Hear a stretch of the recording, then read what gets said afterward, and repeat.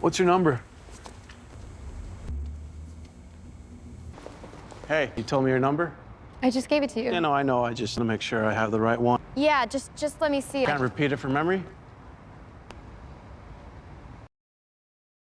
At the beginning of the movie, we find ourselves in Wyoming in 1977, where Sarah from Texas is currently located because she started touring all 50 states with her boyfriend, who has now left her, and makes her emotional as she talks about it. Now that she has crossed paths with Rodney, a photographer, she finds herself here capturing stunning images and savoring the beauty of the great outdoors. However, it's not everything perfect as it seems. As he draws near, his hand unexpectedly grips her neck and shoves her aside, leaving her stunned and frightened, compelling her to flee into the distance. He quickly catches her, choking her by the neck, and after she passes out, he brings her back to enjoy her suffering. After that, the scene shifts to Hollywood in 1978, and here we meet Sheryl, who wants to become an actress. Sheryl goes through a series of auditions where she faces rejection and criticism. On the way to her apartment, she sees Terry blocking her way and she isn't in the mood to talk, so she tries to just push past him to get to her apartment. He stops her, telling her not to give up on acting, and rushes in with her. A glimmer of hope arises when her agent Helen informs her about a guest role on a popular television show about dating. However, the role is not what Sheryl envisioned for her career, leading to feelings of disappointment and self-doubt. She needs a drink, and Terry goes out with her. Sheryl mentions that she hasn't been on a date in 2 years and thinks this show is beneath her. Terry comforts her with compliments and tries to touch her, but she flinches. Terry retreats, feeling rejected, but she wants to stay a bit longer. Next, we meet Amy, who is warned by a police officer that she can't sleep on a bench and must move on. The place is San Gabriel in 1979. Amy is a homeless. She finds food along the way and rests wherever she can. She sees an opportunity she might miss and steals money from a washing machine before running away. She discovers a quiet spot by the roadside where she decides to spark up a cigarette. Before long, her surroundings draw her attention. A curious figure nearby seems to be snapping photos. It's Rodney, who comes over with a charming grin, showering her with compliments about her beauty. He needs a subject, and she's the perfect candidate. He takes several pictures of her, giving her posing instructions, and invites her to go with him. That since she's broke, it makes sense to agree. As Sheryl rushed into the studio running late for the dating show, she barely had time to catch her breath before being ushered into the makeup chair where the seasoned artist was already grumbling about the local people. It's like this town has a shortage of real men. All I see are maniacs and morons. Sheryl couldn't help but chuckle, hoping that the ones in front of her camera lights didn't fit that description. Then the host, Ed, arrives checking if everything is okay. He tells her he doesn't want Sheryl to be too smart but to laugh and smile throughout, and he changes her outfit to something more flattering since she has the body for it. Meanwhile, the audience arrives and we meet Laura and her boyfriend Ken. Now the show is ready to begin, and Ed announces the woman of the hour, Sheryl. During this time, we flash back to New York in 1971, where we meet Charlie, who is tidying up her new place. A delivery arrives at her door, but since they are in a rush, there's no one to bring in the items, so she calls a guy nearby, Rodney. He helps her bring the items in, during which they chat about films and photography. He keeps her engaged, and when she stands up to say she has a lot of work to do, hinting that he should leave. However, he stays and asks to take pictures of her, after which he attacks her and puts a blindfold on her to take more pictures. Now we return back to Ed announcing Shelby, and the show begins. On the other side, the bachelors are present, but she cannot see them, nor can they see her. She is not allowed to ask their names, ages, or occupations, and she will eventually select one of them. The first bachelor introduces himself and while talking seems a bit confused and not confident. The second seems like a player, while the third comes off as very self-assured. When Laura sees who the third candidate is, she is shocked because she recognizes that he was with her best friend Allison, who died while she was with him. Back in the show, Sheryl starts asking the questions in front of her. asking each of them one question and makes observations about the contestants based on answers they provide. Laura becomes anxious and starts trembling, feeling she must leave. But as she passes by, she knocks over equipment, creating a scene and breaking the flow of the show. She steps into her car, lights a cigarette, and recalls memories of her best friend.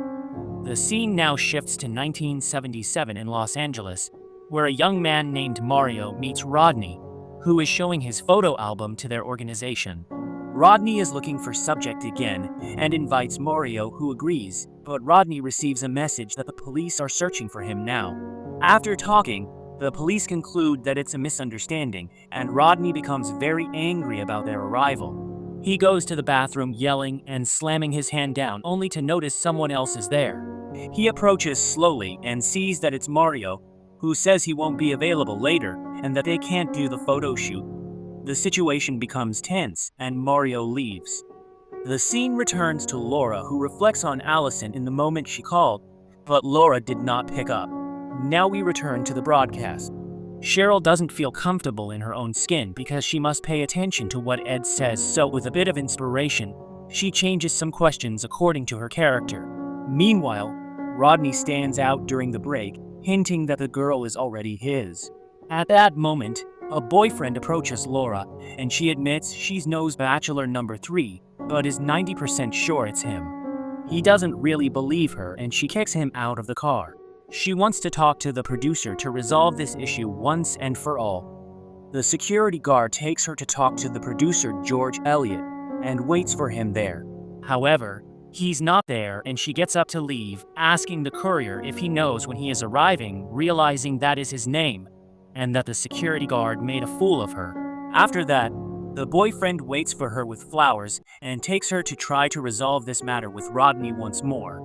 But it seems that no one is doing their jobs at the police, which drives her crazy, and she leaves screaming. Back at the show, Sheryl asks her new questions, and Ed dislikes her approach towards the candidates because no one is handling the answers well, except for Rodney, who delights everyone.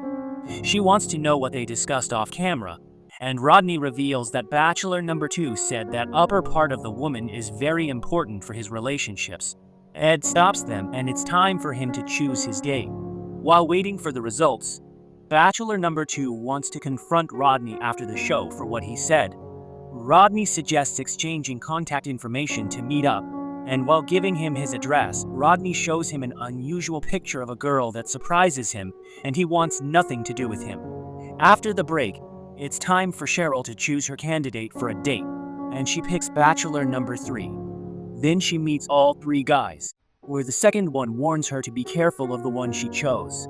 They meet and win a trip to Carmen, California. After the show, she gets ready and goes out where Rodney is waiting for her.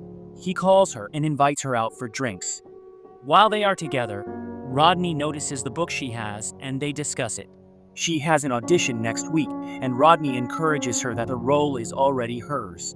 Sheryl says she came to the show just to be seen and doesn't expect anything more than that. Rodney argues that most people don't like being seen, and he never hides who he is. The situation becomes tense, and Sheryl feels it. Rodney orders another drink for them, but Sheryl waves to the waitress, saying she doesn't want another, who informs them that they will close soon. They leave, and Rodney wants to walk her to her car and asks for her number along the way. She writes down the wrong number and leaves, while he follows her. She says goodbye and walks in front of him, but he stops her, asking her to repeat the number she gave him because the numbers sometimes may confuse between 4 and 9. She gets confused and can't repeat it, knowing he figures out it's the wrong number and that they won't see each other again. She walks away, and her breathing quickens as she notices he is approaching her. In a burst of urgency, she dashed to the door and flung it open, only to find him standing right beside her, far too close for comfort. And at that moment, the door opens behind them, saving her life. She gets in the car and feels more terrified than ever before in her life. The next day, she prepares to move and won't even hear of the offer from Helen. Meanwhile, she meets with Terry, who just meet briefly while loading things into the truck. We return to Amy, who is in the car with Rodney. Meanwhile, she looks at his album to see what he does, and he grabs it away from her so she won't see what she shouldn't. He asks her about her parents who don't care for her, and she gives him the chocolate she picked up earlier because today is Valentine's Day. He parks the car and secretly gets the rope and the equipment, and they look for a place to take photos. He tells her to turn around to face the light, and then he pushes her. The scene shifts to how she wakes up while Rodney is crying. She is already tied up and has nowhere to go, and she can't fight back. Her only option left is to apply reverse psychology by normalizing his craziness as her only chance to live and telling him not to tell anyone about this, urging him to keep the encounter a secret because it would be embarrassing for her, also calling him a Boy Scout as he unties her. She pretends as if nothing serious has happened. They come to the car, where it's evident how shaken she is, her head shaking despite her attempts to hide it. When he asks if everything is okay, she says yes. At a stoplight, she sees a man but doesn't ask for help to escape while Rodney is watching her.